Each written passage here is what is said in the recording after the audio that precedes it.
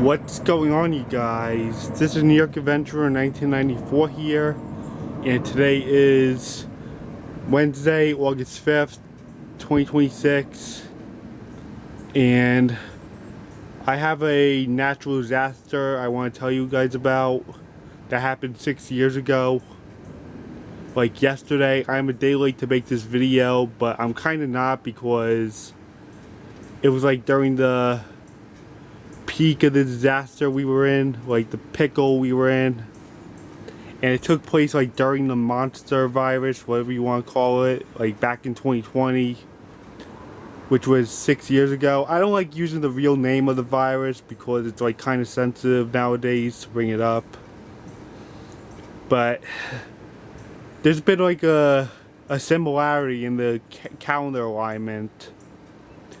You know, in 2020, August started on a Saturday, and now it's starting on a Saturday again this year.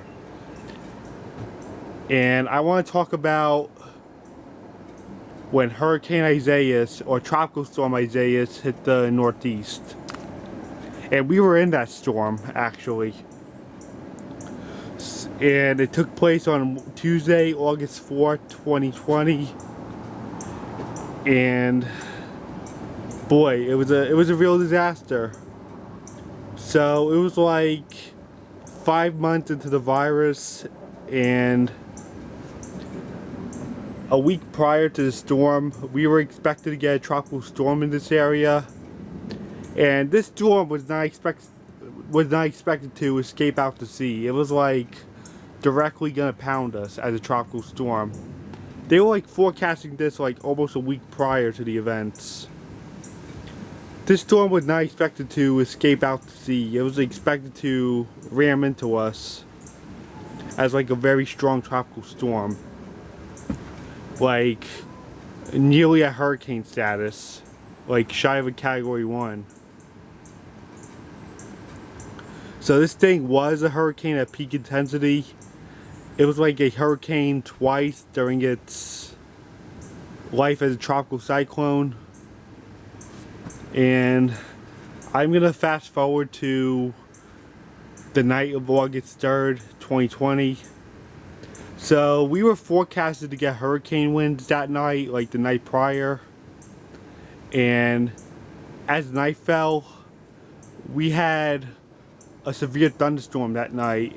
And we had like these very strong winds that came with it. And we had like thunder and lightning.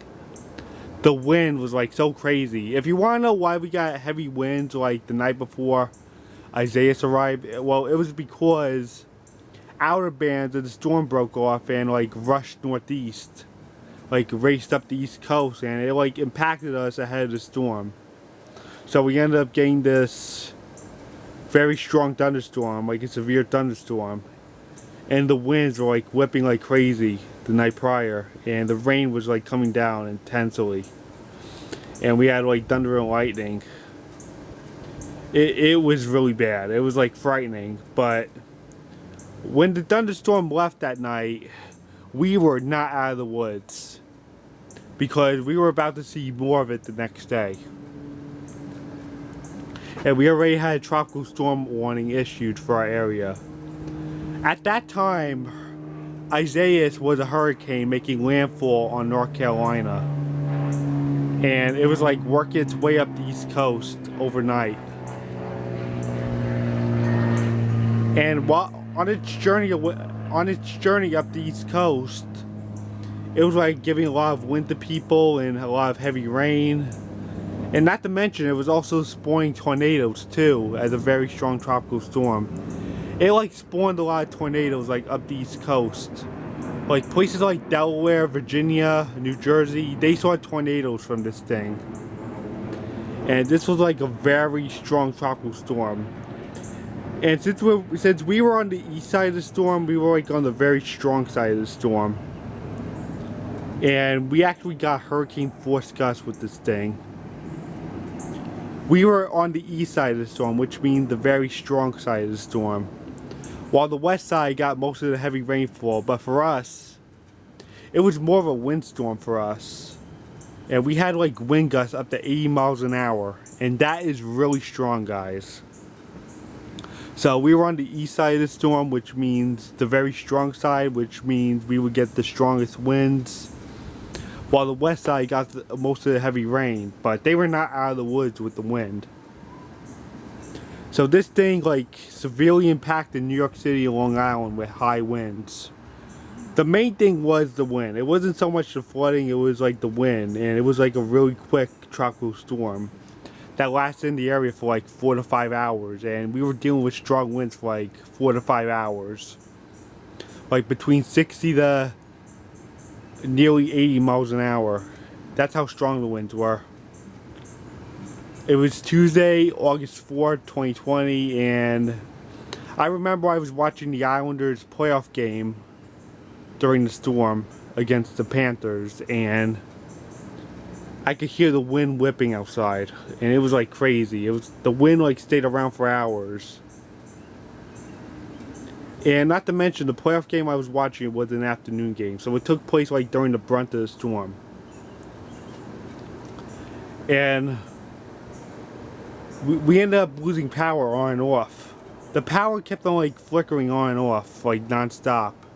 I think it happened like 4 to 5 times if I remember correctly. Because a branch was like hanging on for dear life on one of the wires, and that's why the power kept on turning on and off. And then we had the eye come towards us, and it was like calm for a few minutes, and then all of a sudden the wind like bursted again, like very strong. And then the storm made its exit out of here and just picked up again. But it was very brief after that. And the power was still going on and off in our house. But thankfully our power survived the whole thing. So our power stayed on for like the rest of the night. We were actually able to watch the Rangers playoff game that night. But unfortunately, the Rangers got swept 3-0 to the Carolina Hurricanes in the round. Unfortunately. We were facing the Carolina Hurricanes when Hurricane Isaias hit us. And the Rangers got eliminated the same night from a team called the Hurricanes, coincidentally when the New York City area got hit with a tropical cyclone. That's such a ironic coincidence. The Rangers getting eliminated from a team called the Hurricanes while New York had to deal with a tropical cyclone. And a lot of people were in the dark. The power outages lasted for days. Downed trees were everywhere. It was just chaos. And a lot of property was damaged too. There was so much debris on the ground that a lot of property was damaged. And a lot of trees were falling onto wires that it was like really impossible for it to fix. And PSE&G had communication issues, unfortunately because the LIPA is still around. And a lot of residents were frustrated. I was frustrated too with the way the people were dealing with this thing. Especially for those who lost power. And they're losing a lot because they lost power. And not to mention, it's bad enough we had the virus during the time, and we actually had a heat wave after the storm left at the time. So it was bad enough what they were going through. They were losing everything from the virus, from the storm, and the fact they had no power in a heat wave. It was absolute chaos. The next day, the sun was completely out. Unfortunately, the Rangers were defeated, so they were not able to qualify for a first round. And it was humid out, and we actually had no Wi-Fi the next morning. Somebody turned the Wi-Fi off at like 2 a.m. Like one of the electrician companies shut the Wi-Fi off. So we spent the day with no internet, but we still had the power. It was crazy. And then the next day, on the 6th, I found out that PSE&G had to work on the main wire near our house. So unfortunately at 10 o'clock in the morning, they turned our power off completely. And we spent like 10 hours without electricity throughout the whole day. And in the intense heat. Like 90 miles an hour. I mean, not 90 degrees, sorry. It was 90 degrees and we had no power. And we had to hook up the generator, unfortunately. And that evening we went out and we decided to stay out of the house for a little bit to keep ourselves occupied. And we went to the nearby diner to have dinner and to keep ourselves occupied.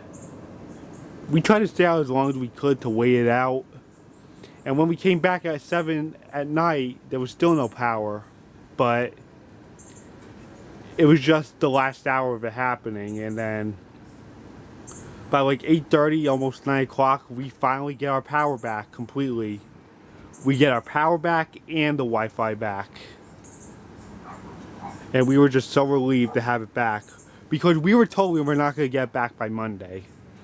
But thankfully, they found a way to restore the power and get our Wi-Fi back. But unfortunately, there were still unfortunate people in my neighborhood who still had no power.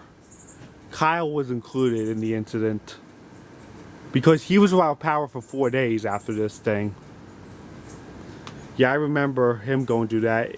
And we actually got hit with the outer bands like on the night of his prom, and like he said in his video, the prom was cut short because of the thunderstorm we were facing. And he was without power for 4 days after that.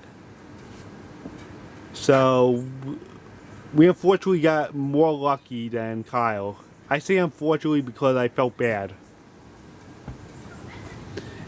So yeah, we got our power back, but there were still some unfortunate people that I can actually still hear generators running like the next night. I heard that same generator run from one of my neighbors until like Monday or Tuesday. That's how bad the power outages were. People were almost weeks without power from this thing because of how bad it was. And due to the fact that PSE&G had communication issues at the time. Now on Friday, August 7th, we actually had a rainstorm that night, but thankfully we still had power then, but there was still a possibility of it turning off again. So we had to stay on high alert for like the next week. But thankfully a lot of people got their power back. Like most of them got back in like 2 weeks, but that was ridiculously long for a passing tropical storm. But this is exactly why you don't mess with tropical storms, guys. Even a tropical storm could do significant damage in just the blink of an eye. So yeah, that was our horror story with Isaias. It's hard to believe it's been 6 years ago today. It happened on Tuesday the 4th in August, and we actually just got past Tuesday the 4th in August. But yesterday we didn't have any of that, and I saw Spider-Man in theaters, brand new day. So this August 4th that just passed is totally different from what we got in 2020. A tropical storm and the Rangers facing elimination. So I guess that's it. Bye.